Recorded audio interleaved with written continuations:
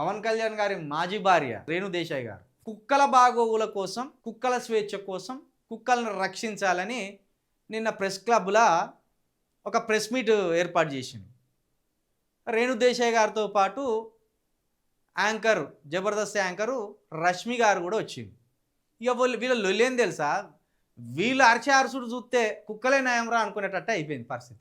కుక్కలను చంపుతారా అని గట్టిగా అరుస్తుంది ఆమె రిపోర్టర్ల మీద. కుక్కలను చంపుతారా అని ప్రెస్ మీట్ పెట్టింది, కానీ మనుషులను చంపుతారా అని ఏనాడు ఈ రేణు దేశాయ్ గారు ఒక్క ప్రెస్ మీట్ పెట్టలేదు. నిన్న కంపు చేసింది మొత్తం ప్రెస్ క్లబ్ను.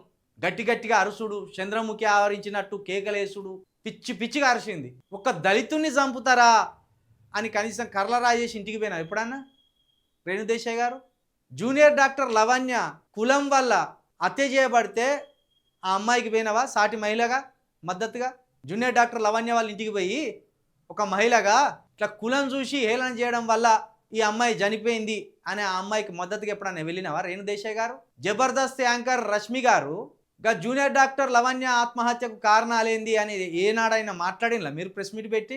కుక్కలు చచ్చిపోతే కుక్కలను చంపితే ప్రెస్ మీట్లు పెడతానులా, మరి కుక్కల వల్ల చచ్చిపోయిన మనుషుల మీద ఎవడు ప్రెస్ మీట్ పెట్టాలి? బుద్ధున్న ప్రెస్ మీట్లేనే ఏమనివి? ఆమె నిన్న ఒక ప్రెస్ మీట్లో ఇష్టం ఉన్నట్టు ఒక రిపోర్టర్ మీద అరిస్తే ఆయన కూడా గట్టిగా కౌంటర్ ఇచ్చిండు. ఆ దెబ్బకు రాత్రి మళ్ళా ఫేస్బుక్లో అదేవిధంగా ఒక వీడియో చేసి పోస్ట్ చేసింది. దయచేసి మనుషులను కుక్కలు చంపినాయి, దాన్ని ఏం సమర్థిస్తలేము. మీ దగ్గర కుక్కలు ఉంటే ఆ కుక్కలన్నీ పట్టుకొచ్చి నా దగ్గర ఇరు నేను జాదుకుంటా అంటాను. ఎన్ని చదువుకుంటాను? కొన్ని లక్షల కుక్కలు వెళ్తాయి, వాడకొక 20 కుక్కలు ఉన్నాయి. ఇక్కడ మా గల్లీని ఒక 10-15 కుక్కలు వెళ్తాయి. సాదుకుంటావా? ఒక నలుగురు పిల్లలను సాదుకుంటే ఏమైంది? బొచ్చే డబ్బు ఉన్నది నీ దగ్గర. ఒక నలుగురు అనాథ పిల్లలను సాదుకుంటే ఏంది? కుక్కలు అనేవి గాలికి పుడతాయి, గాలికి పెరుగుతాయి, గాలికి జత్తాయి. కుక్కల ప్రయోజనాల గురించి అంత శ్రద్ధ ఉన్నది, కానీ మనుషుల ప్రయోజనాల గురించి, మనుషుల అభివృద్ధి గురించి, మనుషుల రక్షణ గురించి సోయి లేని మిమ్మల్ని మనుషులు అనల్లా. యాంకర్ రష్మి కావచ్చు, రేణు దేశాయ్ గారు కావచ్చు, మనుషులు చచ్చిపోతా అంటే ఎప్పుడైనా మాట్లాడినలా మీరు? మళ్ళీ ఈమె ఏమంటుంది, హీరో హోండా కంపెనీ మీద కేసు వేయగలవా? రోజు ప్రయాణాలు చేసుకుంటా పోయి ఎంతోమంది చనిపోతాను, బైక్ నడుపుకుంటూ చచ్చిపోయింది కాబట్టి హీరో హోండా కంపెనీ మూసేయగలవంట. హీరో హోండా కంపెనీ మీద మూసేసే ఆ దమ్ము నీ ఆసోటి పెద్దోళ్ళకు ఉంటుంది. మరి నువ్వు కొట్లాడపోయావు? రోడ్లు బాగాలేవు, బళ్ళు నడిపేటోళ్ళు అడ్డంబడి సత్తాన్లు అని అంత పెద్ద మనిషివి కదా, కుక్కల కోసం వచ్చి అరిసిండ్లు కదా, మరి మనుషుల ప్రాణాలు తీస్తాను ప్రభుత్వాలను ఒకరోజు నిరాహార దీక్ష పట్టపోయాను? మీ మాజీ భర్త గారు ఇంకా ఉప ముఖ్యమంత్రి గారు కాబట్టి ఆల్ ఛానల్స్ మీ దగ్గరికి వస్తాయి. ఎందుకంటే మీరు పేరున్నోళ్ళు కాబట్టి, మీకు సబ్జెక్ట్ లేకపోయినా, మీకు తెలివి లేకపోయినా, ఏది లేకపోయినా సమాజంలో పెద్ద మనుషులుగా ఉన్నారు కాబట్టి మీడియా ఫోకస్ అంతా మీ మీదనే ఉంటుంది. కుక్కలు పీక్క తిన్నాయి కొంతమంది పిల్లలను, మరి మీ పిల్లలను పీక్క తిన్నప్పుడు తెలుస్తుంది ఆ బాధ.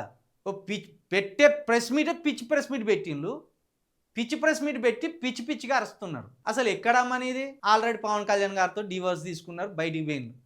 ఈ రాష్ట్రంలో ఏంది నీ పంచాయతీ? నాకు అర్థం కాదు. కుక్కల పంచాయతీ పని పాట లేకుండా వచ్చి కుక్కల పంచాయతీ పెట్టి ఒరుతో ఒక్కటే ఒరుడు.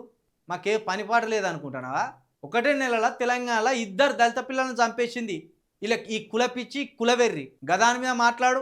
80 లక్షల మంది మా దళితులు వచ్చి నీకు ఆరతులు పడతారు. నువ్వే పెద్దమ్మ తల్లివి అనుకుంటాం, నువ్వే సీతమ్మ తల్లివి అనుకుంటాం, నువ్వే ఆది పరాశక్తివి అనుకుంటాం. గవద్దు, కుక్కలు చచ్చిపోయినాయి, కుక్కలను చంపుతారా అని కుక్కల కోపాన్ని మొత్తం ఈమె ముఖంలో ప్రదర్శిస్తాను. పని పాట లేకుండా రేపో మాపో నీ కొడుకు సినిమా యాక్టర్ అవుతాడు. నీ మీద ద్వేషం ఆయన మీద వచ్చింది అనుకో, నీ కొడుకు ఇక హీరోగా సక్సెస్ కూడా కాడు. జర అర్థం చేసుకో. అనవసరంగా ఆ పిల్లగాని భవిష్యత్తును నాశనం చేయకు. ఎక్కడి నుండి వచ్చి మోపైన పోయిందో. పని పాట లేని పంచాయతీ పెట్టింది నిన్న 2-3 గంటలు.